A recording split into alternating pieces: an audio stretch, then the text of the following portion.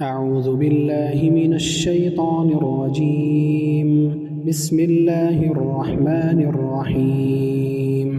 اقرأ باسم ربك الذي خلق خلق الإنسان من علق اقرأ وربك الأكرم الذي علم بالقلم علم الإنسان ما لم يعلم. أعوذ بالله السميع العليم من الشيطان الرجيم من همزه ونفخه ونفثه. بسم الله الرحمن الرحيم. إن الذين يخشون ربهم بالغيب لهم مغفرة وأجر كبير. وأسروا قولكم أو اجهروا به إنه عليم بذات الصدور. ألا يعلم من خلق وهو اللطيف الخبير. محترم حاضرین کرام اور خواتین اسلام، ہر طرح کی تعریف و توصیف، حمد و ستائش، کبریائی اور بڑائی، تحمید، تمجید اور تسبیح اللہ رب العالمین وحدہ لا شریک لہ، خالق کائنات، مالک ارض و سما کے لیے لائق اور زیبا ہے۔ درود و سلام نازل ہو اس دنیا فانی کی طرف بھیجے گئے تمام انبیاء اور رسول پر بالعموم، اور بالخصوص ہمارے نبی جناب محمد رسول اللہ صلی اللہ علیہ وسلم پر، اللہم صلی وسلم مبارک علیہ۔ حضرات گرامی، گناہوں کی زندگی کوئی اچھی زندگی نہیں ہوتی۔ ہمیشہ اچھی زندگی انسان کو اطاعت کرنے میں ہی ملتی۔ ہم انسانوں کو شیطان اعمال ایسے مزین کر کے دکھاتا ہے، ایسے سجا کر کے دکھاتا ہے کہ ہمیں گناہوں کی زندگی اچھی لگتی ہے، فائدے والی لگتی ہے، آرام دہ لگتی ہے اور عیش و عشرت والی لگتی ہے۔ ہو سکتا ہے کہ وقتی طور پر فائدہ، وقتی طور پر عیش و عشرت اس گناہ والی زندگی کے اندر ہو، لیکن ہمیشہ گناہ والی زندگی کا ایسا خطرناک انسانی زندگی پر اثر پڑتا ہے کہ انسان اس اثر کو برداشت کرنے کی طاقت نہیں رکھتا۔ ہمیشہ جو زندگی ہے وہ اطاعت والی ہی اچھی ہوتی ہے، گناہ کی زندگی کبھی بھی اچھی نہیں ہوتی۔ پچھلی اقوام کی خبریں، پچھلی اقوام کے واقعات اللہ سبحانہ و تعالیٰ نے ہمارے سامنے بیان کیے۔ وہ لوگ گناہ کی زندگی گزارنا چاہتے تھے، اس پر اصرار کر رہے تھے، اس پر ضد کر رہے تھے۔ ان کے اقوام کے جو انبیاء کرام تھے، جو رسول تھے، ان کی طرف بھیجے گئے تھے، وہ انبیاء اور وہ رسول ان کو سمجھا رہے تھے، ان کو بتا رہے تھے کہ تمہارے لیے گناہ کی زندگی اچھی نہیں ہے۔ اللہ سبحانہ و تعالیٰ کا عذاب کسی بھی وقت ان پر نازل ہو سکتا ہے، تمہیں توبہ کر لینی چاہیے، اللہ کی طرف پلٹ کر کے آنا چاہیے، کفر اور شرک کو چھوڑ کر کے توحید کو اختیار کرنا چاہیے۔ لیکن جب ان کی اقوام نے اپنے انبیاء کرام کی دعوت پر لبیک نہیں کہا تو اللہ سبحانہ و تعالیٰ نے ان تمام اقوام کو ہمارے لیے سامان عبرت بنا دیا۔ آج ہم ان کے واقعات پڑھتے ہیں، ان کے واقعات سنتے ہیں، ان کے واقعات پڑھ کر کے ہم عبرت اور نصیحت حاصل کرتے ہیں، ہم اپنے اعمال کو درست کرنے کی کوشش کرتے ہیں، ان کے تجربات سے ہم فائدہ اٹھاتے ہیں۔ اقوال ذری میں قول یہ کہا جاتا ہے کہ عقل مند انسان وہ ہے جو دوسروں کے تجربہ سے فائدہ اٹھاتا ہے، اور وہ انسان بیوقوف ہے جو خود تجربہ کرنے کی کوشش کرتا ہے۔ مفہوم کیا ہے اس کا؟ گناہوں کی زندگی میں، گناہوں کی زندگی میں آپ تجربہ کرنے والوں کی زندگی سے فائدہ اٹھا لیں کہ ان کی زندگی اچھی نہیں رہی، ان کو اللہ رب العالمین نے دنیا میں بھی ذلیل کیا اور آخرت میں بھی اللہ رب العالمین ان کو ذلیل کرنے والا، انہوں نے تجربہ کیا، وہ گناہ پر قائم رہے، گناہ کی ضد کرتے رہے، گناہ پر ڈٹے رہے، تجربہ کر چکے ہو۔ اب اگر ہم چالاک ہیں، عقل مند ہیں، تو ہمارے لیے ضروری ہے کہ ہم ان کے تجربہ سے فائدہ اٹھائیں، اور اگر ہم نے ان کے تجربہ سے فائدہ نہیں اٹھایا بلکہ ہم بھی انہی کی طرح سے گناہوں پر ڈٹے رہے اور اس کو چھوڑنے کے لیے کسی بھی طرح سے تیار نہیں رہے، تو یہ ہماری بیوقوفی ہوگی کہ ہم بعد میں آنے والوں کے لیے تجربہ بن جائیں، ہم بعد میں آنے والوں کے لیے عبرت کا سامان بن جائیں۔ یہ انسان کے لیے بہت زیادہ ناشائستہ بات ہے کہ وہ اپنے آپ کو دوسرے لوگوں کے لیے تجربہ بنائے، گناہوں کے سلسلے میں، عذاب کے سلسلے میں۔ اس لیے گناہ کی زندگی کبھی بھی اچھی نہیں ہوتی۔ اللہ رب العالمین نے تذکرہ کیا سورہ عنکبوت میں، اللہ نے فرمایا فَكُلًّا أَخَذْنَا بِذَنبِهِ، جتنی بھی اقوام تھیں ان تمام اقوام کو ہم نے جو پکڑا ہے، اپنی گرفت میں لیا ہے، اپنے عذاب میں لیا ہے۔ کیوں لیا ہے؟ بِذَنبِهِ، ان کے گناہوں کی وجہ سے لیا۔ فَمِنْهُمْ مَنْ أَرْسَلْنَا عَلَيْهِ حَاصِبًا، کچھ اقوام ایسے تھیں جن کے اوپر ہم نے ایسی تیز و تند ہوا کو بھیجا جس ہوا کے اندر اللہ سبحانہ و تعالیٰ نے پتھروں کو ڈال دیا. تیز دھند ہوا آتی تھی، پتھروں کو لے کر کے آتی تھی اور ان کے جسم پر لگتی تھی، ان کے شہر پر لگتی تھی، ان کے جسم کو بھی برباد کیا، ان کے شہر کو بھی برباد کیا. فَمِنْهُمْ مَنْ أَرْسَلْنَا عَلَيْهِ حَاصِبًا وَمِنْهُمْ مَنْ أَخَذَتْهُ الصَّيْحَةُ. کچھ اقوام ایسی بھی گزری ہیں جن کو ایک زبردست چیخ نے اپنی گرفت میں لے لیا، ایک زوردار آواز میں، اور اتنی زوردار آواز ہوئی کہ وہ اس کی تاب نہیں لا سکے اور وہ سارے کے سارے وہاں پر ہلاک اور برباد ہوئے. وَمِنْهُمْ مَنْ أَخَذَتْهُ الصَّيْحَةُ وَمِنْهُمْ مَنْ خَسَفْنَا بِهِ الْأَرْضَ. اللہ رب العالمین نے فرمایا کچھ قومیں ایسی ہیں جن کو ہم نے زمین میں ہی دھسا دیا، ان کا نام و نشان نہیں ملتا ہے. آج سائنس کے لوگ، سائنٹسٹ جب تحقیق کرتے ہیں، کبھی کبھار ایسی بستیاں نکل کر کے سامنے آتی جو کتنی زیادہ نیچے دب چکی ہیں، سطح زمین میں ہوں، ان کی پوری تہذیب نکل کر کے آتی ہے، ان کے جینے کا سلیقہ، ان کے رہنے کا سلیقہ ہم کو سمجھ میں آتا ہے. ان کی بستیوں سے اللہ رب العالمین نے ان بستیوں کو زمین کے اندر دھسا دیا. وَمِنْهُمْ مَنْ أَغْرَقْنَا. کچھ بستیاں ایسی بھی تھیں، کچھ اقوام ایسے بھی تھے جن کو اللہ سبحانہ و تعالیٰ نے ڈبا کر کے مار دیا. حضرت نوح علیہ السلام پر جو عذاب آیا، وہ ڈبانے کا عذاب آیا، وہ پانی کا عذاب آیا. اللہ رب العالمین نے ان تمام کے بارے میں کیا فرمایا؟ فَكُلًّا أَخَذْنَا بِذَنبِهِ. ہم نے ان تمام کو جو عذاب میں گرفتار کیا ان کے گناہوں کی وجہ سے کیا. شروعات میں بھی اللہ نے یہ فرمایا، آخر میں بھی اللہ نے یہ فرمایا وَمَا كَانَ اللَّهُ لِيَظْلِمَهُمْ. اللہ رب العالمین نے ان کے اوپر ظلم نہیں کیا تھا، وَلَكِنْ كَانُوا أَنفُسَهُمْ يَظْلِمُونَ. یہ اقوام کے لوگ اپنے نفس پر خود ظلم کیا کرتے تھے، گناہ کیا کرتے تھے، شرک کیا کرتے تھے، کفر کیا کرتے تھے، ڈنڈی مارا کرتے تھے، غیر فطری طریقے سے اپنی خواہشات کو پوری کرنے کی کوشش کیا کرتے تھے، نبی کو ستاتے تھے، رسول کو تکلیف پہنچاتے تھے. اللہ رب العالمین نے ان سب کو ہلاک اور برباد کر دیا. گناہ کی زندگی کبھی بھی اچھی نہیں ہوتی، ہمیشہ اچھی زندگی جو ہے وہ اطاعت والی ہوتی. یہ جو گناہ جس کی وجہ سے اللہ رب العالمین نے اقوام کو برباد کیا ہے، اس گناہ کو اگر ہم انجام دینے کے اعتبار سے اگر تقسیم کریں تو اس گناہ کی دو قسمیں آتی. یعنی اگر انجام دینے کرنے کے اعتبار سے اگر اس کو تقسیم کیا جائے تو گناہوں کی دو قسمیں ہم موٹی موٹی کر سکتے ہیں. پہلی جو قسم ہے وہ اعلانیہ گناہ.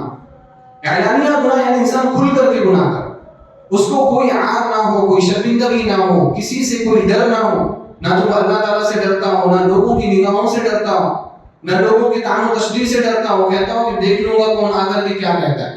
یہ اعلانیہ گناہ ہے. اور اعلانیہ گناہ کرنے والوں کو فاسق کہا جاتا ہے. اگر وہ کافر اور مشرک نہیں ہے تو میں مسلمانوں کی بات کر رہا ہوں. اگر وہ مسلمان ہے، کلمہ پڑھتا ہے اور اعلانیہ گناہ کرتا ہے، کھلا کھلا گناہ کرتا ہے اور بولتا ہے میں کسی سے نہیں ڈرتا، تو ایسا شخص فاسق ہے. اور اگر یہ کہہ دے کہ میں اللہ تعالیٰ سے بھی نہیں ڈرتا تو ہو سکتا ہے کہ وہ کافروں میں اس کا شمار ہو جائے. یہ اعلانیہ گناہ بھی انسان کے لیے بہت خطرناک ہے.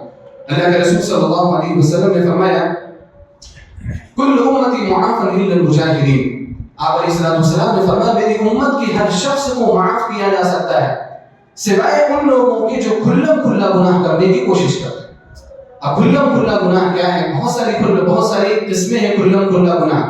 کھلم کھلا گناہ یہ ہے کہ اللہ رب العالمین نے جو واضح طور پر جو حرام قرار دے دیا ہے جن چیزوں کو، ان کا کھلے طور پر استعمال کیا جائے، ان کو کھلے طور پر اپنایا جائے. کھلم کھلا گناہ ہے. انسان کھلے طور پر سود کھا رہا، انسان کھلے طور پر کسی کا مال لوٹ جا رہا ہو، کھلے طور پر ہضم کر جا رہا ہو، اس کو کوئی شرم نہ ہو، کوئی عار نہ ہو اس کو، یہ کھلم کھلا گناہ.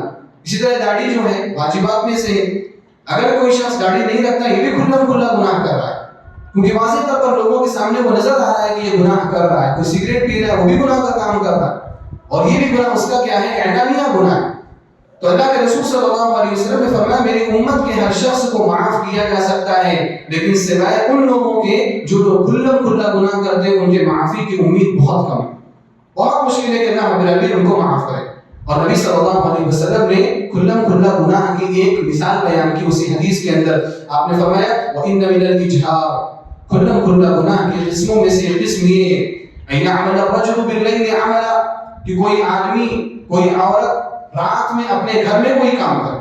أَن يَعْمَلَ الرَّجُلُ بِاللَّيْلِ عَمَلًا ثُمَّ يُصْبِحُ وَقَدْ سَتَرَهُ اللَّهُ عَلَيْهِ، اور جب وہ صبح کر رہا ہو یا کر رہی ہو، اللہ رب العالمین نے اس کے گناہ کو پردے میں رکھا، اس کا گناہ لوگوں سے چھپا ہوا ہو، لوگوں کو پتہ نہ ہو کہ اس شخص نے رات میں کیا گناہ کیا. اللہ سبحانہ وتعالیٰ نے سرحد پوشی کی، اللہ رب العالمین نے اس کے گناہ کو چھپایا. یہ اس کے لیے بہت اچھا تھا، لیکن وہ جب صبح کرتا ہے تو اپنے گناہ کا ڈھڈورا پیٹنے کے لیے نکل جاتا ہے اور کہتا ہے جانتے ہو عملت البارحة کذا و کذا، کل رات میں نے کیا کیا کیا، کل رات میں نے یہ کیا، کل رات میں نے وہ کیا. ایسے کیا ویسے کیا، وہ ساری تفصیلات لوگوں کے سامنے بیان کر رہا ہے۔ اللہ کے رسول صلی اللہ علیہ وسلم نے فرمایا ایسے شخص کی معافی کی امید بہت کریں، ایسے لوگ فاسق و فاجر میں شمار کیے جاتے ہیں۔ یہ وہ لوگ ہیں جن کی شہادت قبول نہیں کی جا سکتی اگر وہ شہادت دیں، اگر وہ گواہی دیں۔ رمضان کے چاند کی گواہی دیتے ہیں، ہم عید کے چاند کی گواہی دیتے ہیں، اور بھی بہت ساری شریعت کی چیزوں کی گواہیاں ہوتی ہیں۔ اگر کوئی شخص ایسا ہے، کوئی بندہ یا بندی ایسا ہے، تو اللہ کے رسول صلی اللہ علیہ وسلم کے اللہ رب العالمین کے فرمان کے مطابق ایسے لوگوں کی گواہی کو بھی قبول نہیں کیا جا سکتا، کیونکہ یہ لوگ کھلا کھلا گناہ کے ارتکاب کر رہے ہیں۔ بہت خطرناک قسم کا گناہ ہے اگر کوئی انسان اعلانیہ کرے۔ یہ پہلی قسم ہے گناہوں کو انجام دینے کے اعتبار سے جو قسمیں ہیں ان میں سے۔ دوسری جو قسم ہے گناہوں کو انجام دینے کے اعتبار سے وہ یہ کہ انسان کھلا کھلا گناہ نہ کرے، لوگوں کے سامنے اپنی شبیہ اچھی بنا کر کے رکھے، لوگوں کے سامنے اپنی سیرت اچھی بنا کر کے رکھے، لوگ اس کو متدین سمجھ رہے ہوں، دیندار سمجھ رہے ہوں، لوگ اس کو نیک سمجھتے ہوں، صالح سمجھتے ہوں، متقی سمجھتے ہوں، پرہیزگار سمجھتے ہوں، لوگ اس کو تہجد کا پابند سمجھتے ہوں، نفل روزوں کا پابند سمجھتے ہوں، یعنی ساری اچھائیوں کے بارے میں لوگ اس کے تعلق سے گمان رکھتے ہوں، لیکن وہ شخص جب تنہائی میں ہوتا ہو اللہ رب العالمین کے محرمات کا ارتکاب کرتا ہو۔ یہ کیا ہے؟ چھپا ہوا گناہ ہے، اور یہ گناہ بہت خطرناک قسم کا گناہ ہے۔ اس گناہ سے ہی تو بچنے کے لیے ایمان ہے۔ اللہ رب العالمین نے فرمایا سورہ ملک کی جو آیتیں میں نے آپ کے سامنے تلاوت کی، اللہ رب العالمین نے فرمایا ان الذین یخشون ربهم بالغیب لہم مغفرۃ واجر کبیر، وہ لوگ جو اپنے رب سے غائبانہ طور پر ڈرتے ہیں ان کے لیے مغفرت ہے اور ان کے لیے بڑا اجر ہے۔ غائبانہ طور سے ڈرنے کا معنی دو کیا جاتا ہے، ایک یہ کہ جو اللہ غائب ہے، جو ہماری نظروں کے سامنے نہیں، جس کو ہم نہیں دیکھ رہے، ہم اس سے ڈر رہے ہیں، ایک مفہوم اس کا یہ ہے۔ لیکن ایک مفہوم اس کا یہ ہے کہ ہم جب تنہائی میں ہو جائیں، غیب سے مراد یہاں پر تنہائی، جب ہم لوگوں سے غائب ہو جائیں، لوگوں کی نظریں ہمارے اوپر نہ ہوں، اس وقت ہم گناہ کا ارتکاب کریں یا اس وقت ہم گناہ سے بچیں، یہ ہے غائبانہ طور پر اللہ سبحانہ و تعالیٰ سے ڈرنا۔ اللہ رب العالمین نے فرمایا ان الذین یخشون ربهم بالغیب، جو لوگ اپنے رب سے غائبانہ طور پر ڈرتے ہیں، لہم مغفرۃ، ایسے لوگوں کی مغفرت ہوتی ہے۔ ایسے لوگ اگر گناہ کریں گے تو اللہ رب العالمین ان کے گناہ کو معاف بھی کر دے گا، واجر کبیر، اور اللہ سبحانہ و تعالیٰ قیامت میں انہیں بہت بڑا اجر دے گا۔ اور اس کے بعد اللہ نے فرمایا وَأَسِرُّوا قَوْلَكُمْ أَوْ اجْهَرُوا بِهِ، تم اس رب سے کیوں نہیں ڈرتے؟ کیوں گناہ کرتے ہوئے اللہ رب العالمین کا خیال نہیں آتا؟ حالانکہ وہ رب ایسا ہے وَأَسِرُّوا قَوْلَكُمْ أَوْ اجْهَرُوا بِهِ کہ تم چاہے چپکے بات کرو یا تم بلند آواز میں بات کرو، اللہ سبحانہ و تعالیٰ تمہاری ہر بات سے واقف ہے۔ تم کانوں میں اگر سرگوشیاں کرو نا تو اللہ تعالیٰ کو پتہ چل جاتا ہے کہ تم کیا سرگوشی کر رہے ہو۔ اگر تم آواز بلند اگر لوگوں کے سامنے بات کرنے کی کوشش کر رہے ہو تو وہ تو اللہ سبحانہ و تعالیٰ کو معلوم نہیں ہے۔ وَأَسِرُّوا قَوْلَكُمْ أَوْ اجْهَرُوا بِهِ، تم اپنی بات آہستہ کہو یا بلند آواز میں کہو، اللہ تعالیٰ کو معلوم ہے، بلکہ إِنَّهُ عَلِيمٌ بِذَاتِ الصُّدُورِ، تم بات نہ بھی کہو، اللہ رب العالمین تمہارے سینوں کے دلوں کو سینوں کی باتوں کو بھی جاننے والا، تمہارے دل میں چل کیا رہا ہے مت کہو، تم بولنے کی ضرورت نہیں ہے، چاہے چپکے چاہے بلند آواز میں مت بولو، لیکن انہ علیم بذات الصدور، وہ تمہارے سینوں کے باتوں کو بھی جاننے والا ہے۔ اور اس کے بعد اللہ نے فرمایا اگر کوئی شخص اس بات کو ماننے کے لیے تیار نہیں ہے، اللہ تعالیٰ نے ایک اور دلیل دی اس کو، کہا الا یعلم من خلق، اس ذات کو نہیں پتا ہوگا جس ذات نے تجھے پیدا کیا ہے، جس ذات نے ہمیں پیدا کیا ہے، جس نے ہمیں نطفے سے پیدا کیا، جس نے ہمیں عدم سے وجود بخشا ہے، جب ہم کچھ بھی نہیں تھے اللہ رب العالمین نے یہاں تک ہمیں پہنچائے، وہ ذات ہمارے بارے میں نہیں جانے گی، وہ ذات ہماری خلوت کی چیزوں کو نہیں جانے گی، ہم تنہائی میں رہ کر کے کیا کرتے ہیں، وہ ذات ان چیزوں سے واقف نہیں ہوگی۔ الا یعلم من خلق وهو اللطیف الخبیر، اس بات کو کبھی بھی نہیں بھولنا کہ اللہ تعالیٰ لطیف ہے۔ لطیف کا معنی کیا ہے؟ اللہ تعالیٰ باریک چیزوں کو جاننے والا، چھوٹی چھوٹی چیزوں کو جاننے والا۔ اللہ تعالیٰ تو ذرے کو بھی دیکھ رہا ہے، جس ذرے کو آپ اپنی نگاہوں سے نہیں دیکھ سکتے، حتیٰ کہ ان ذرات کو بھی اللہ سبحانہ و تعالیٰ دیکھ رہا ہے جن کو سائنس کے آلات بھی نہیں دیکھ سکتے۔ اللہ رب العالمین اتنا لطیف ہے، وهو اللطیف الخبیر، اور وہ باخبر بھی ہے ہر شخص کے عمل سے، ہر شخص کے قول سے، ہر شخص کے فعل سے، اللہ رب العالمین پوری طرح سے باخبر ہے۔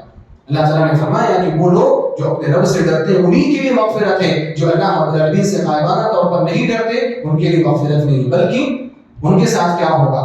جو لوگ باہر تو اچھا بن کر کے رہتے ہیں لیکن جب تنہائی میں ہوتے ہیں تو ہر قسم کے گناہ کا ارتکاب کرتے ہیں، ان لوگوں کا انجام کیا ہوگا؟ اللہ کے رسول صلی اللہ علیہ وسلم نے فرمایا کہ اللہ رب العالمین ایسے لوگوں کے اعمال کو بھی برباد کر دے گا۔ سنن ابن ماجہ کی روایت ہے، بڑی زبردست اس موضوع کی روایت ہے۔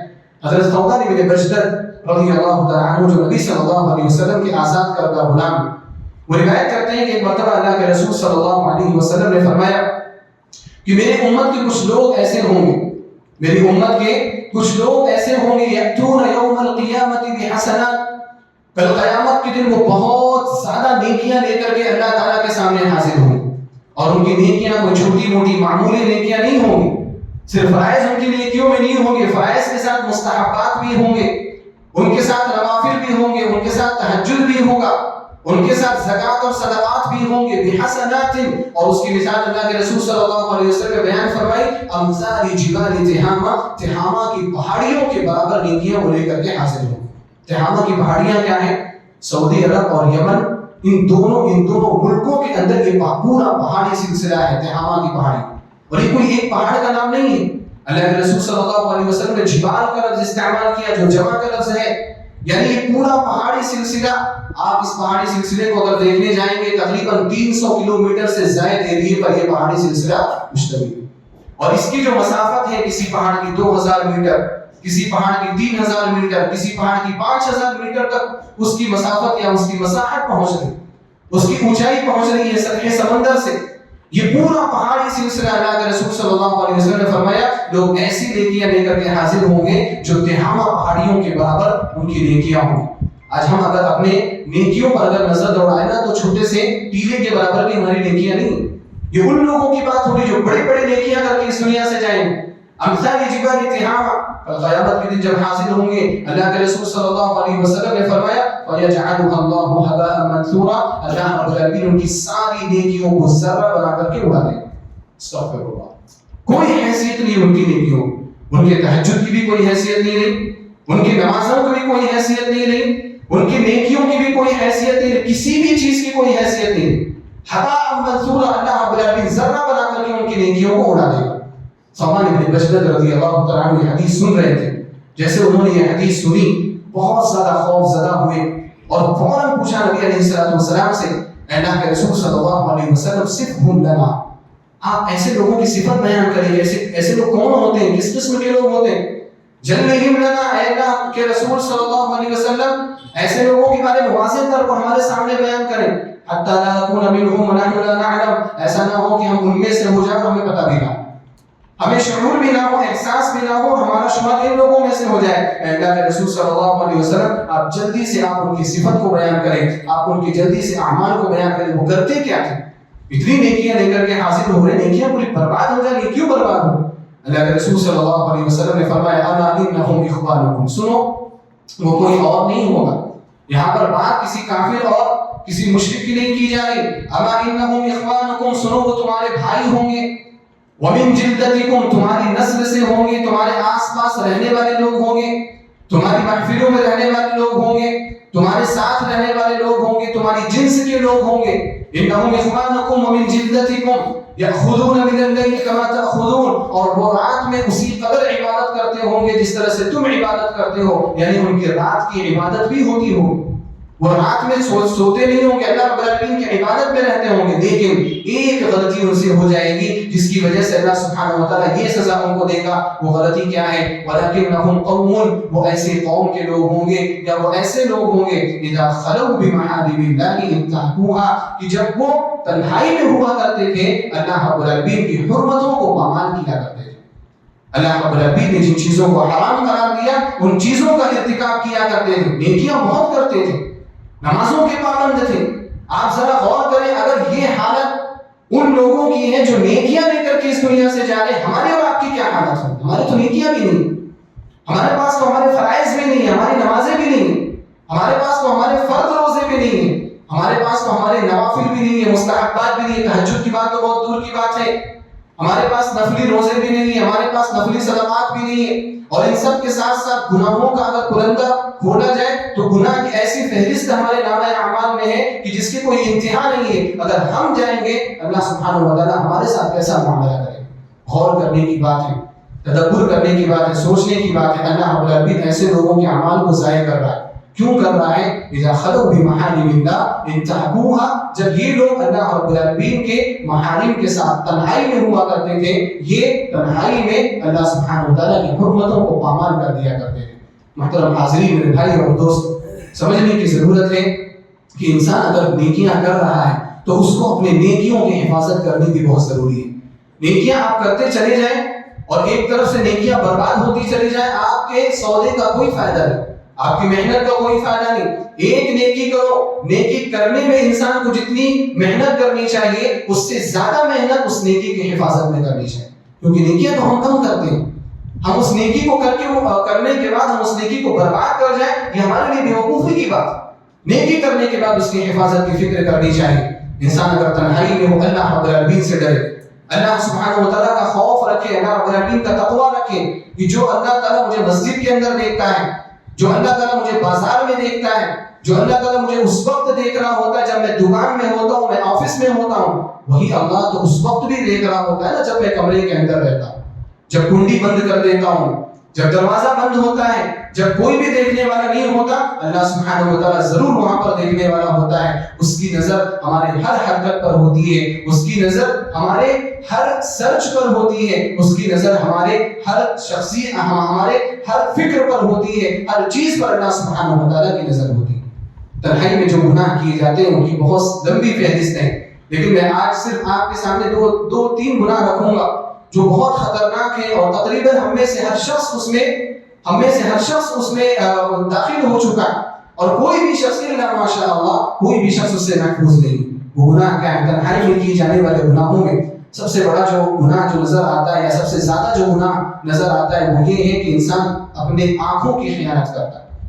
آنکھوں کی خیانت کا ارتکاب کرنا یہ تنہائی میں کیے جانے والا بہت کثرت سے کیے جانے والا گناہ ہے۔ تقریباً ہر شخص آنکھوں کی خیانت میں مشتمل ہے، ہر شخص اس چیز کا ارتکاب کر رہا ہے، اور آنکھوں کی خیانت بڑی خطرناک قسم کی چیز ہے۔ اللہ رب العالمین نے فرمایا یعلم خائنۃ الاعین وما تخفی الصدور، اللہ سبحانہ و تعالیٰ آنکھوں کی خیانت کو بھی جانتا ہے۔ وما تخفی الصدور، وہ آنکھوں کی خیانت کو کیسے نہیں جانے گا، وہ تو سینے کی باتوں کو بھی جاننے والا، جو آپ کے دل میں چل رہا ہے، مچل رہا ہے، جو وسوسہ پیدا ہو رہا ہے، اللہ سبحانہ و تعالیٰ جب اس کو جانتا ہے، آپ کی آنکھوں کی خیانت کو کیسے نہیں جانے گا۔ اور آنکھوں کی خیانت کیا ہے؟ عبداللہ بن عباس رضی اللہ تعالیٰ عنہما بیان فرماتے ہیں، تفسیر ابن ابی حاتم میں عبداللہ بن عباس رضی اللہ تعالیٰ عنہما کا یہ قول موجود ہے۔ آپ فرماتے ہیں اس آیت کی تفسیر میں کہ آنکھوں کی خیانت یہ ہے کہ انسان قوم کے ساتھ ہوتا ہے، لوگوں کے ساتھ رہتا ہے، جب لوگوں کے ساتھ رہتا ہے فتمر المرأة، کوئی عورت وہاں سے گزر رہی ہوتی، جب عورت گزر رہی ہوتی ہے، اس کی کوشش ہوتی ہے اس عورت پر نظر ڈالے، اس کی کوشش ہوتی ہے اس عورت کو دیکھے، لیکن وہ دیکھتا ہے کہ لوگ مجھے دیکھ رہے ہیں، اپنی نظر کو نیچے جھکا دیتا ہے۔ لیکن پھر جب وہ دیکھتا ہے کہ لوگوں کی نظریں اس کے اوپر سے ہٹ گئی ہیں، پھر وہ اس محرم کی طرف دیکھنے کی کوشش کرنے لگتا ہے، اس عورت کو دیکھنے کی کوشش کرنے لگتا ہے، پھر اسی طرح سے معاملہ چلتا رہتا ہے۔ عبداللہ بن عباس رضی اللہ تعالیٰ عنہما نے بیان فرمایا وہ صرف دیکھ رہا ہے، لیکن اللہ سبحانہ و تعالیٰ کو پتا ہے کہ اس کے دل میں کیا چل رہا ہے۔ اس کے دل میں یہ چل رہا ہے کہ اس کے شرمگاہ کے حصے کو دیکھ لے، اس کی غلط جگہوں کو دیکھ لے، اور بلکہ بعض روایات میں ہے عبداللہ بن عباس رضی اللہ تعالیٰ عنہ بیان فرماتے ہیں اس کے دل کے اندر خواہش پیدا ہوتی ہے کہ اگر اس کے ساتھ معاملہ ہو جائے تو میں غلط کام کرنے سے بھی باز نہیں آؤں۔ استغفر اللہ۔ یعلم خائنۃ الاعین، انسان جو خیانت کرتا ہے اپنی آنکھوں سے، اللہ سبحانہ و تعالیٰ اس کو بھی جانتا ہے، اس کو بھی دیکھ رہا ہے۔ تنہائی میں کیے جانے والا گناہ، لوگوں کی نظریں آپ پر نہیں، اور یہ تنہائی میں کوئی کیا جانے والا گناہ یہ چلتے ہوئے بھی ہو سکتا ہے۔ آپ اکیلے ہیں، آپ چل رہے ہیں، جب آپ اکیلے ہیں تو آپ ہر طرف نظر ڈال رہے ہیں، اور جب آپ لوگوں کے ساتھ ہیں اپنی نظروں کو بچانے کی کوشش کر رہے ہیں، یہ تنہائی میں کیے جانے والا گناہ ہے۔ اور یہ تنہائی میں کیے جانے والا گناہ اس وقت بھی ہے جب ہم اپنے کمروں میں بیٹھ کر کے اپنے موبائلوں میں اس طرح کی چیزوں کو دیکھا کرتے ہیں۔ آج یہ موبائل ہمارے لیے بہت بڑا فتنہ بنا ہوا ہے، اور اللہ سبحانہ و تعالیٰ صحابہ کرام کو اور دیگر لوگوں کو مختلف طریقوں سے آزما چکا ہے۔ ہم سب کی آزمائش اگر ہے تو موبائل میں، ہم سب کی آزمائش، اس دور کی بہت بڑی آزمائش موبائل ہے۔ صحابہ کرام کو اتنا ایمان اور اتنا مضبوط یقین ہونے کے باوجود اللہ رب العالمین نے آزمایا۔ کیسے آزمایا؟ اللہ تعالیٰ نے فرمایا سورہ انعام میں یا ایھا الذین آمنوا لیبلونکم اللہ بشیء من الصید، اے وہ لوگوں جو ایمان لے کر کے آئے، اے صحابہ، اللہ تعالیٰ تمہیں آزمانے والا ہے شکار کے ذریعے سے۔ تنالہ ایدیکم ورماحکم، ایسا شکار جس تک تمہارے ہاتھ پہنچ رہے ہوں گے، تمہارے نیزے وہاں تک پہنچ رہے ہوں گے۔ جب سفر کر رہے تھے، عمرہ کرنے کے لیے صحابہ کرام جا رہے تھے، تو آپ کو معلوم ہوگا کہ حالت احرام میں شکار کرنا منع ہے۔ آپ حالت احرام میں شکار نہیں کر سکتے۔ اللہ سبحانہ و تعالیٰ نے جب وہ لوگ عمرہ کرنے کے لیے نکل رہے تھے وہاں سے صحابہ کرام، اللہ تعالیٰ نے پہلے ہی آیت نازل فرمائی تمہاری آزمائش ہونے والی، تمہیں ایگزامن کرنے کی کوشش کی جائے، تمہارا امتحان ہوگا۔ کیسے امتحان ہوگا؟ حالت احرام میں شکار کرنا منع ہے، لیکن شکار تمہارے پاس آئے گا، تمہیں دور بھی نہیں جانا پڑے گا، شکار تمہارے اتنا قریب آ جائے گا کہ اگر ہاتھ سے پکڑنا چاہو تو ہاتھ سے پکڑ لو۔ جو نیزہ تم نے اپنے پاس رکھا ہوگا، اگر نیزے سے خالی اس نیزے سے ڈائریکٹ اس کو مارنا چاہو تو ڈائریکٹ اس کو مار سکتے ہو۔ اللہ سبحانہ و تعالیٰ تمہیں آزمائے، اور ہوا بھی ایسا۔ صحابہ کرام بیان فرماتے ہیں کہ اللہ سبحانہ و تعالیٰ نے اتنی سخت آزمائش کی، شکار کے شوقین تھے اس زمانے کے لوگ، شکار جانور آ رہا ہے، کھانے والا معقول اللحم جانور آ رہا ہے، پہلے ہی ان کو گوشت وغیرہ کی ان کے یہاں کمی تھی، لیکن جانور آ رہا ہے تو اس کو کھانے کے لیے، اس کا شکار کرنے کے لیے ان کے یہاں شوق پیدا ہو رہا ہے۔ اللہ رب العالمین نے منع کر دیا، حالت احرام میں شکار نہیں کر سکتے۔ صحابہ کرام بیان فرماتے ہیں کہ ہم جب اونٹ سے چل رہے تھے تو اونٹ کے پیروں کے پاس آ کر کے یہ ہرن جیسے جانور اونٹ کے پیروں کے پاس چل رہے ہیں، جن کا شکار کرنا جائز ہے، جن کا گوشت کھانا جائز ہے، اسلامی قانون کے حساب سے۔ اپنے ہندوستان کے قانون کے حساب سے تو ہرن وغیرہ کا شکار کرنا جائز نہیں ہے، لیکن اسلامی قانون کے حساب سے انہوں نے کہا جانور یہ اونٹ کے پیروں کے پاس آ رہا۔ اللہ سبحانہ و تعالیٰ نے سخت قسم کی آزمائش کی۔ کیوں آزمائش کی؟ اللہ نے فرمایا لِيَعْلَمَ اللَّهُ مَن يَخَافُهُ بِالْغَيْبِ، اللہ رب العالمین یہ دیکھنا چاہتا ہے کہ غائبانہ طور پر تم میں سے کون کرتا ہے۔ اور غائبانہ طور پر کیسے؟ آپ کہیں گے کہ لشکر جا رہا تھا ساتھ، ایسا نہیں تھا۔ کبھی کبھار جب لشکر چلتا ہے نا تو کوئی انسان آگے بڑھ جاتا ہے، کوئی انسان پیچھے ہو جاتا ہے۔ جو پیچھے جو صحابہ کرام رہیں گے نا، جو تنہا صحابی رہیں گے نا، اس کے ساتھ بھی ایسا معاملہ ہوا، اس کے پاس بھی جانور آئے شکار کرنے کے لیے۔ فَمَنِ اعْتَدَىٰ بَعْدَ ذَلِكَ فَلَهُ عَذَابٌ أَلِيمٌ، اور اللہ رب العالمین نے وہیں پر وعید بھی سنا دی کہ اللہ تعالیٰ تمہیں آزمانا چاہتا ہے۔ اب تم میں سے کوئی شخص اگر سرکشی کرے گا، حد سے آگے بڑھنے کی کوشش کرے گا، اس کے لیے دردناک عذاب ہے۔ وہ صحابہ کرام تھے، اللہ رب العالمین نے ان کے بارے میں فرمایا اولئک الذین امتحن اللہ قلوبهم للتقوى، اللہ رب العالمین نے ان کے دلوں کو تقوی کے لیے خالص کر لیا ہے۔ وہ صحابہ کرام تھے، وہ اس آزمائش پر کھڑے اترے، وہ بچے، انہوں نے شکار نہیں کیا۔ اسی طرح کی آزمائش موبائل کی شکل میں ہمارے دور میں ہے کہ ہم سب کو موبائل کے ذریعے سے آزمایا جائے۔ ہمارے پاس ہے، ہم چاہیں جہاں جب چاہیں جدھر چاہیں جو چاہیں ہم اس کو دیکھ سکتے ہیں، ہم اس پر وقت بتا سکتے ہیں۔ اور آج ہمارے یہاں دیکھیں بہت سارے اچھے خاصے قسم کے لوگ اسی موبائل کی وجہ سے برباد ہیں۔ اچھے خاصے لوگ دیندار بننا چاہتے ہیں، لیکن موبائل ان کو دیندار بننے نہیں دے رہا ہے، ان کی پوری زندگی اس میں تباہ ہوئی۔ اللہ سبحانہ و تعالیٰ نے اس کو زنا قرار دیا، اگر کوئی انسان آنکھوں کی خیانت کرتا ہے اور غیر محرم چیزوں کو دیکھنے کی کوشش کرتا ہے، اللہ کے رسول صلی اللہ علیہ وسلم اس کو زنا قرار دیا۔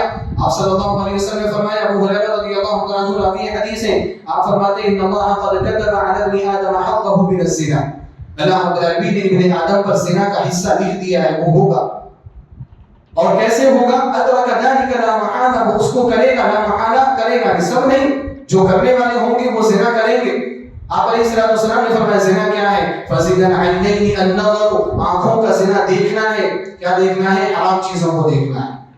اس کے بعد آپ علیہ الصلوۃ والسلام نے فرمایا وزنا اللسان المنطق، زبان کا زنا جو ہے بولنا ہے، فحش چیزوں کو بولنا ہے، غلط چیزوں کو بولنا ہے، یہ زبان کا زنا ہے۔ اسی طرح سے آپ علیہ الصلوۃ والسلام نے ہاتھ کا زنا قرار دیا، آپ نے پیروں کا زنا قرار دیا۔ اس کے بعد آپ نے فرمایا والفرج یصدق ذلك كله ويكذبه، اور شرمگاہ اس کی تصدیق کرتا ہے یا اس کی تکذیب کرتا ہے۔ انسان کے اندر احساسات پیدا ہوتے ہیں، پھر اس کے بعد وہ اپنی شرمگاہ کا غلط استعمال کرتا ہے، تب اس کو پتہ چلتا ہے کہ واقعی یہ زنا تھا۔ اللہ کے رسول صلی اللہ علیہ وسلم اس کو زنا قرار دیا۔ لہذا ہمیں اور آپ کو اس سے بچنے کی ضرورت ہے، ہمیں اور آپ کو اس سے روکنے کی ضرورت ہے۔ اللہ سبحانہ و تعالیٰ کا تقویٰ پیدا کریں گے تو ہم اس چیز سے روک سکتے ہیں۔ اللہ کے رسول صلی اللہ علیہ وسلم نے فرمایا اتق اللہ حیثما کن، اللہ رب العالمین سے ڈرو جہاں بھی رہو، حیثما کن، چاہے لوگوں کے درمیان رہو تب بھی اللہ تعالیٰ سے ڈرو، چاہے تنہائی میں ہو جاؤ تب بھی اللہ تعالیٰ سے ڈرو. اتق اللہ حیثما کن، جہاں بھی رہو اللہ سبحانہ و تعالیٰ سے ڈرو. واتبع السیئۃ الحسنۃ تمحوها، اور اگر کوئی گناہ کا کام ہو جائے بچنے کے باوجود تو تم کوئی نیکی کا کام کرو، اس کی وجہ سے وہ گناہ کا کام مٹا دیا جائے گا. وخالق الناس بخلق حسن، اور یہ فرمایا کہ لوگوں کے ساتھ اچھے اخلاق سے پیش آؤ. آپ علیہ السلام نے تقوی اختیار کرنے کا حکم دیا، اور یہ تقوی اختیار انسان کرے گا تو اپنے آپ کو ان چیزوں سے بچا سکتا ہے، کیونکہ یہ ایسی خطرناک چیزیں ہیں نا کہ اس میں صرف فاسق اور فاجر لوگ مبتلا نہیں ہوتے، اس میں اچھے خاصے صالحین لوگ بھی مبتلا ہو جاتے ہیں. کعب بن عجرہ رضی اللہ تعالیٰ عنہ کی روایت ہے صحیح مسلم میں، انہوں نے اللہ کے رسول صلی اللہ علیہ وسلم سے پوچھا، کس کے بارے میں پوچھا؟ عن نظر الفجاءۃ، اچانک پڑنے والی نظر کے بارے میں. کس نظر کے بارے میں؟ اچانک پڑنے والی نظر، جان بوجھ کر کے نہیں دیکھ رہے، آنکھیں پھاڑ کر کے نہیں دیکھ رہے، بچنے کی کوشش کر رہے، لیکن اچانک نظر کسی غلط چیز پر پڑ جا رہی، کسی حرام چیز پر پڑ جا رہی. صحابی رسول ہے، کیا جواب ہوگا؟ کوئی بات نہیں نا، کوئی بات نہیں ہوگا، کوئی بات نہیں، ہم اس طرح کا جواب دیں گے. لیکن نبی علیہ السلام نے کیا فرمایا کہ آپ اپنی نظر کو اس سے پھیر دیں. کس نظر کو پھیرنے کے لیے کہا؟ اس نظر کو جو اچانک کسی حرام چیز پر پڑ جاتی، فوراً اپنی نظر کو پڑھ لو. علی رضی اللہ تعالیٰ عنہ امیر المؤمنین جو چوتھے خلیفہ راشد، جن کی ایمان اور تقوی کی مثال آپ کیا بیان کریں گے. علی رضی اللہ تعالیٰ عنہ کو نبی علیہ السلام نے فرمایا، یا علی لا تتبع النظرۃ النظرۃ، اے علی ایک نگاہ کے بعد دوسری نگاہ مت اٹھایا. اچانک جو نگاہ پڑ گئی، اچانک جو نگاہ پڑ گئی وہ مرفوع عنہ ہے. اگر اس کے بعد اس میں قصد پیدا ہو گیا، اس میں ارادہ پیدا ہو گیا، اور آپ پورے ارادے کے ساتھ اگر حرام چیز کو دیکھ رہے ہیں تو یہ آپ کے لیے جائز نہیں ہے. لا تتبع النظرۃ النظرۃ، ایک نگاہ کے بعد دوسری نگاہ کو آپ مت ڈالیے، آپ کے لیے چیز جائز نہیں. اللہ کے رسول صلی اللہ علیہ وسلم نے حکم کن کو دیا؟ صحابہ کرام کو. اللہ رب العالمین نے صحابہ کرام رضوان اللہ تعالی علیہم مجمعین کو حکم دیا کہ ازواج مطہرات کے گھروں میں ایسے داخل نہ ہو جائیں. ازواج مطہرات کو حکم دیا کہ وہ صحابہ کرام سے پردہ کریں. کوئی بھی شخص ڈائریکٹ نبی علیہ السلام کی بیویوں سے بات نہیں کر سکتا الا یہ کہ وہ ان کے محارم میں سے ہو. اگر ان کے محارم میں سے ہے تو ٹھیک ہے، لیکن اگر محارم میں سے نہیں ہے تو صحابہ کرام کو ازواج مطہرات سے بھی بات کرنے کی اجازت نہیں. ان کو بھی اس بات کی اجازت نہیں کہ وہ ان کے سامنے ہو جائیں. ازواج مطہرات ان کے سامنے بیٹھے یا صحابہ کرام ان کے سامنے بیٹھے. یہ اہم حکم ہے. آپ دیکھیں جب اس طرح کا حکم ان اولیاء کو، صلحاء کو، متقین کو دیا جا رہا ہے تو ہم جیسے فاسق فاجر اور لوگوں کے لیے کیا حکم ہوگا. لہذا اللہ رب العالمین کا تقوی اختیار کر کے اپنے آپ کو اس گناہ سے بچانے کی کوشش کریں، کیونکہ یہ گناہ انسان کے پورے اعمال کو برباد کر سکتا ہے. اور ساتھ ہی ساتھ ان تمام اسباب کو بھی بند کرنے کی کوشش کریں جو اسباب تنہائی کے گناہ کی طرف لے کر کے جاتے ہیں. ہر انسان کی کمزوری ہوتی ہے، انسان اچھا ہوتا ہے، اچھا خاصا ہوتا ہے اور وہ بچنا چاہتا ہے، وہ تقوی اختیار کرنا چاہتا ہے، لیکن وہ جب تنہا ہوتا ہے تو اس کی شہوت اس پر غالب ہو جاتی ہے. اب یہاں پر اس چور دروازے کو بند کرنا ہے، اس کے لیے آپ یہ کوشش کریں کہ آپ تنہا ہی نہ ہو، آپ لوگوں کے ساتھ رہنے کی کوشش کریں. اگر آپ شادی شدہ ہیں تو کوئی مسئلہ نہیں، لیکن اگر آپ غیر شادی شدہ ہیں تو آپ تنہا روم میں رہنے سے بچیں، کیونکہ آپ کو پتا ہے کہ تنہا ہونے کی وجہ سے اس طرح کے گناہ کا ارتکاب نہیں کرنا. اور اگر آپ الگ اکیلے رہ رہے ہیں تو کسی اور کو اپنے ساتھ رہنے کے لیے آپ کہیں، کسی کے ساتھ آپ روم شیئر کرنے کی کوشش کریں، آپ اس کے ساتھ رہیں، آپ تنہا نہ رہیں. اگر تنہائی آپ کی کمزوری ہے، اکثر و بیشتر لوگوں کی کمزوری تنہائی ہے، اکثر و بیشتر لوگ پہلے کے لوگ تنہائی میں ہوتے تھے تو اللہ رب العالمین کی عبادت کرتے تھے اور تنہائی ان کے لیے فائدہ مند ہوا کرتی تھی. لیکن ہم میں سے اکثر و بیشتر لوگوں کے لیے تنہائی بہت خطرناک چیز ہے. اس لیے چور دروازہ بند کرنے کی ضرورت. اور چور دروازہ بند کرنے کے لیے اپنے گھر میں جو نوجوان بچے ہیں، نوجوان بچیاں ہیں، ان پر بھی آپ نظر رکھیں. اولا تو آپ اگر ان کو موبائل نہ دلائیں تو بہتر بات ہے، بہت اچھی بات ہے. لیکن آج کے زمانے میں ایسا ممکن نہیں ہے کہ آپ اپنے بالغ بچے کو موبائل نہ دلائیں، بالغ بچی کو موبائل نہ دلائیں. آپ اگر موبائل مجبوراً دلاتے ہیں، ان کا کچھ کام ہے، کچھ پروجیکٹ ہے، کچھ اسکول سے ریلیٹڈ کام ہے تو دلائیں، لیکن اس کے بعد سخت قسم کی پابندیاں لگائیں. ایک پابندی یہ لگا دیں کہ آپ موبائل میں پاسورڈ نہیں لگا سکتے، لیکن اگر پاسورڈ لگانا ضروری ہو، جیسے کبھی کبھار کوئی کہتا ہے کہ میں باہر چلا گیا، کہیں باہر میرا موبائل گم ہو گیا تو پتہ نہیں کون موبائل کھول کر کے کیا کرے گا، اس لیے پاسورڈ لگا. اگر پاسورڈ آپ کا بچہ ہے، بچی لگا رہی ہے تو آپ کہیں کہ وہ پاسورڈ ہمیں بھی پتہ ہونا چاہیے، گھر کے افراد کو تو پتہ ہونا چاہیے، والدین کو پتہ ہونا چاہیے، تاکہ آپ کبھی بھی ان کا موبائل لے کر کے آپ کو تفتیش کرنے کی کوشش کریں. اور یہ جاسوسی نہیں ہے، یہ نصیحت ہے. کچھ لوگ بولتے ہیں کہ اس طرح کی جاسوسی کرنا چاہیے، جاسوسی نہیں ہے. جاسوسی کب ہوتی ہے؟ جب آپ شر کے ارادے سے جاسوسی کرتے ہیں، کسی کو آپ بدنام کرنے کے ارادے سے جاسوسی کرتے ہیں، آپ اصلاح کے لیے اگر آپ یہ کام کر رہے ہیں، یہ جاسوسی کی نظر رکھنی چاہیے، کیونکہ آج کا معاشرہ بہت خطرناک معاشرہ ہو گیا ہے۔ کب ہمارے بچے کس راہ میں چلے جائیں، گمراہ ہو جائیں، ہمیں اس کا پتہ نہیں۔ جتنے چور دروازے آپ ان کو بند کرنے کی کوشش کریں، اسی طرح سے یہ بھی ہے کہ نوجوان بچے، نوجوان بچیاں ہیں، بلوغت کو پہنچ جائیں، جلد از جلد ان کی شادی کرانے کی کوشش کریں، کیونکہ آپ شادی کرائیں گے تو تنہائی کے گناہ سے انسان عام طور پر بچ جائے گا۔ عبداللہ بن مسعود رضی اللہ تعالیٰ عنہ کی روایت ہے، اللہ کے رسول صلی اللہ علیہ وسلم نے فرمایا، یا معشر الشباب، اے نوجوانوں کی جماعت، من استطاع منکم الباءۃ فلیتزوج، تم میں سے جو شخص نکاح کرنے کی طاقت رکھتا ہے چاہیے کہ وہ شادی کر لے۔ شادی کرنے کا فائدہ کیا ہوگا؟ فإنه أغض للبصر وأحسن للفرج، کیونکہ شادی کریں گے آپ کو نکاح نیچی رکھنے کا طریقہ معلوم ہو جائے گا، آپ کی نکاح نیچی ہو جائے گی۔ فإنه أغض للبصر وأحسن للفرج، اور آپ کی شرمگاہ کی بھی حفاظت ہو جائے گی۔ ومن لم يستطع، اور جو شادی کرنے کی طاقت نہیں رکھتا، جس کے پاس نان و نفقہ دینے کی صلاحیت نہیں ہے، طاقت نہیں ہے، فعليه بالصوم، روزہ رکھے۔ فإنه له وجاء، کیونکہ یہ روزہ جو ہے وہ اس کی شہوت کو کم کرے گا اور وہ بہت حد تک گناہوں سے محفوظ رہ جائے گا۔ یہاں پر میں بطور مثال چند چیزیں ذکر کر رہا ہوں، ورنہ جتنے بھی اسباب ہو سکتے ہیں تنہائی میں گناہ کرنے کے، ان تمام اسباب پر پابندی لگانے کی کوشش کرنی چاہیے، کیونکہ اگر ہم نے پابندی نہیں لگائی تو ہماری نیکیاں، ہماری بھلائیاں، ہماری اچھائیاں، ہماری نمازیں قیامت کے دن اللہ سبحانہ و تعالیٰ کے یہاں کوئی بھی فائدہ نہیں دے سکتی، لوگوں کے اعمال ضائع ہو جائیں گے۔ اللہ سبحانہ و تعالیٰ سے میں دعا کرتا ہوں، الہ العالمین تو ہم سب کو ہر طرح کے گناہوں سے محفوظ فرما، الہ العالمین صغیرہ گناہوں سے بھی محفوظ فرما، کبیرہ گناہوں سے بھی محفوظ فرما، اعلانیہ گناہوں سے بھی محفوظ فرما، چپکے سے کیے جانے والے گناہوں سے بھی محفوظ فرما۔ الہ العالمین تو ہمارے تمام گناہوں کو معاف فرما، صغیرہ گناہ کو بھی معاف فرما، کبیرہ گناہ کو بھی معاف فرما۔ الہ العالمین تو ہمیں اچھی اور صاف ستھری زندگی گزارنے کی توفیق عطا فرما۔ الہ العالمین دیندار اور نیک والی زندگی گزارنے کی توفیق عطا فرما، فرائض کا پابند بنا، حرام چیزوں سے محفوظ فرما، جب تک زندہ رکھ اسلام اور ایمان پر زندہ فرما۔ الہ العالمین جو لوگ بیمار ہیں ان کو شفا یابی عطا فرما، جو مقروض ہیں ان کے قرض کے ادائیگی میں ان کی مدد فرما، جو پریشان حال ہیں ان کی پریشانیوں کو دور فرما۔ الہ العالمین جو لوگ اس دنیا سے جا چکے اہل توحید ہیں ان کی مغفرت فرما، ان کے قبر کو منور فرما، ہم سب کو اسلام اور ایمان پر زندہ فرما، اور ہمارا خاتمہ لا الہ الا اللہ محمد رسول اللہ پر فرما۔ آمین وآخر دعوانا ان الحمد للہ رب العالمین۔